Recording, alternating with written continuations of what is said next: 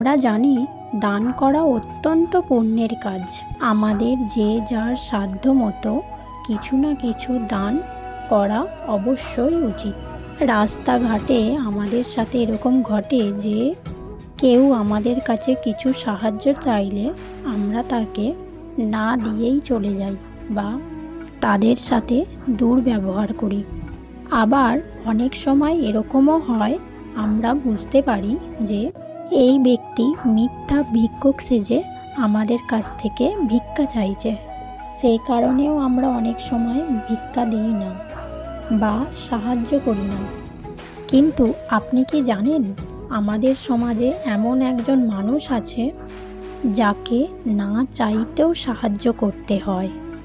হ্যাঁ, এই কথা আমি বলছি না, এই কথা বলছেন স্বয়ং ভগবান শ্রীকৃষ্ণ। আমরা যদি ভিক্ষুককে দান নাও করি, তার থেকেও 1000 গুণ বেশি অপরাধ হবে যদি আমরা এই একজন ব্যক্তিকে দান না করি, দান না করে অবহেলা করি এবং অবহেলা করে দূরে সরিয়ে দিই। এই ব্যক্তিটিকে যদি দান করি, তাহলে এতে পুণ্য হবে 1000 গুণ বেশি, কারণ এই দানে স্বয়ং ভগবান শ্রীকৃষ্ণ খুশি হন। তাহলে চলুন জেনে নেওয়া যাক কে সেই ব্যক্তি যাকে অবশ্যই দান করা উচিত, সাহায্য করা উচিত, কখনো অবহেলা করে দূরে সরিয়ে দেওয়া উচিত নয়। শাস্ত্রে বলা হয়েছে, দানের ফল পরকালে বর্তায়। অর্থাৎ আপনি এখন দান করবেন, সেটা আপনি পরকালে গিয়ে ফল পাবেন। আমরা অনেক সময় ভিক্ষুককে দেখা মাত্রই দান করে থাকি। কিছু ক্ষেত্রে ভিক্ষুকদের পিছনে কাজ করে থাকে এক প্রতারক চক্র, তখন সেই দান নিষ্ফল হয়। আমরা অনেক সময় পথের ধারে, রাস্তার আশেপাশে নোংরা পোশাক পরা এমন কিছু মানুষকে দেখতে পাই, যারা নিজের ভালো মন্দ নিজেরাই বোঝে না, যারা খিদে পেলে নোংরা আবর্জনা হাতড়ে খাবার খোঁজে, তাদেরকে আমরা মানসিক ভারসাম্যহীন বলে চিনি। আবার অনেকে পাগল বলে ডাকে। কিন্তু আপনারা কি জানেন, এদের সেবা করলে আপনার জীবন থেকে দূর হতে পারে রাহু, কেতু ও শনিদেবের অশুভ প্রভাব। আপনি পেতে পারেন দেবদেবীর আশীর্বাদ। মানসিক ভারসাম্যহীন মানুষদের মন খুবই পবিত্র হয়, তাই এদের দান করলে আত্মকল্যাণ হয়। তাই আমাদের প্রত্যেকেরই উচিত মানসিক ভারসাম্যহীন কোনো মানুষকে দেখলে তাদেরকে সাহায্য করা। এতে শনিদেবের বক্র দৃষ্টির হাত থেকে মুক্তি মেলে। শনিবার দিনটিকে শনিদেবকে উৎসর্গ করা হয়। শনিদেবের কৃপায় যে কোনো কাজ গতি পায়। শনিদেবের কৃপা থাকলে প্রতিটি কাজেই সাফল্য পাওয়া যায়। অন্যদিকে শনি যদি অশুভ অবস্থানে থাকে, তাহলে আমাদের অনেক সমস্যার সম্মুখীন হতে হয়। কর্মে সে ব্যক্তি কখনো সাফল্য পায় না। জ্যোতিষশাস্ত্র অনুসারে শনিবার দিন অন্যান্য উপাচার পালন করার পাশাপাশি শনিদেবকে তুষ্ট করার জন্য প্রতি শনিবার এই দুটি কাজ অবশ্যই করুন, তাহলে শনিদেবের রোষ থেকে রক্ষা পাবেন।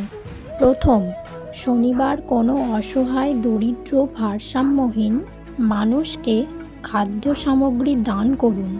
এর ফলে শনিদেবের আশীর্বাদ লাভ হয়। শনিবার কোনো অভাবী, ভারসাম্যহীন মানুষকে বা কোনো ভিক্ষুককে কালো কাপড়, কালো কম্বল বা কোনো কালো জিনিস দান করুন।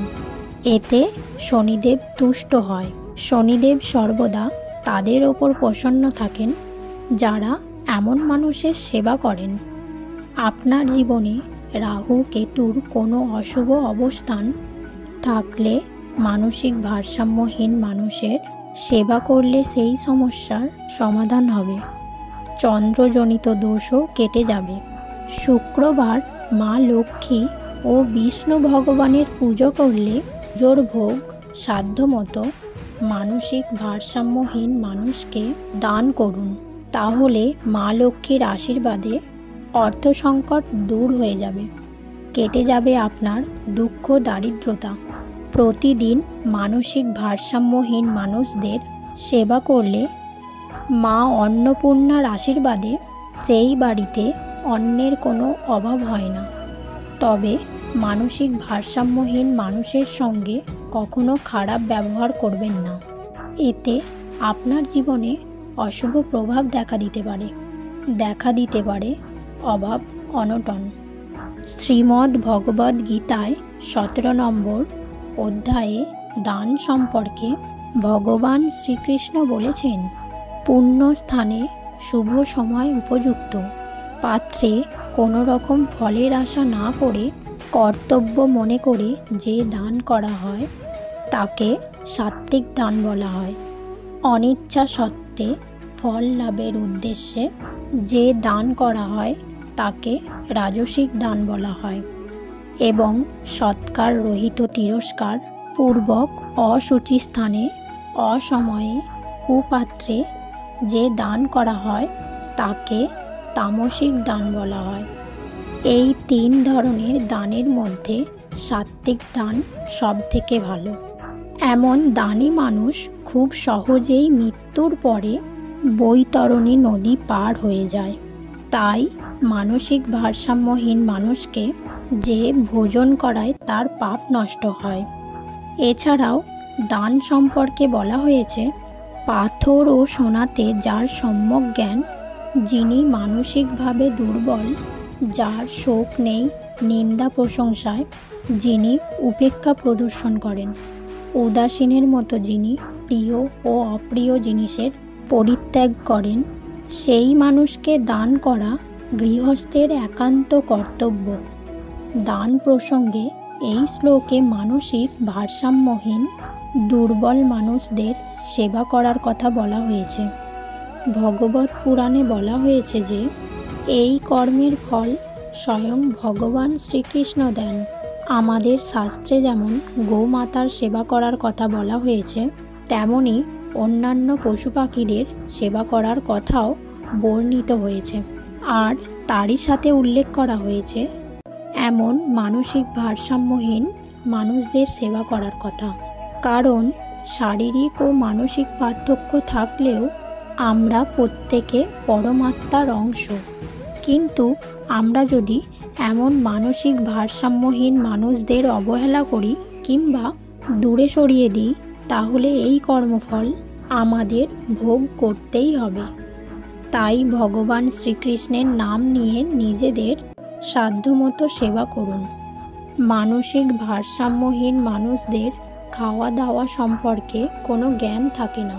কাছে ভিক্ষা চাইতে গেলে মানুষ পাগল বলে তাড়িয়ে দেয়। তাই এদের খাওয়ালে সবথেকে বেশি পুণ্য হয়। দান করার আগে এটা ভাববেন না যে একে দান করে আমার কী লাভ, বা কাউকে দান করার পর এটা ভাববেন না যে একে দান করে আমি কি পেলাম। দান যদি করেন তাহলে নিঃস্বার্থভাবে করুন। যদি আপনাদের আমার এই ভিডিওটি ভালো লেগে থাকে তাহলে অবশ্যই লাইক, কমেন্ট এবং সাবস্ক্রাইব করুন। জয় শ্রীকৃষ্ণ। রাধে রাধে।